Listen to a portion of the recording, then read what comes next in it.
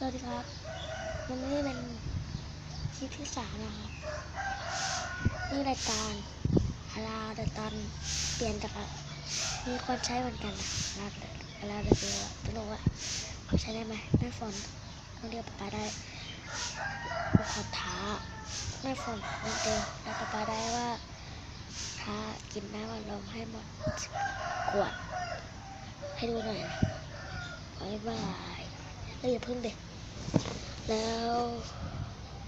แม่ฝนอายุเท่าไหร่ป๊าได้อายุเท่าไหร่และต้องเรียกอายุเท่าไหร่แล้วตอนเนี้ย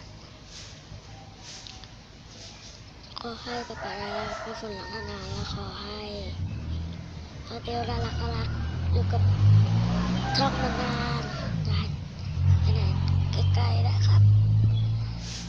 พี่ชื่อเด็กชายกรวิทย์โปรเขียนที่เลยสักตันอายุ10 ปีเกิดวันที่28 กันยายน 2549 กรุ๊ปโอเกิดปีจอ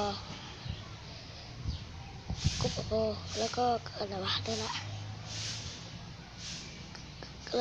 แล้วก็จะให้ป๊าได้กับแม่ฝนอยู่บ้านหน่อยได้ปะโอเคบ๊ายบาย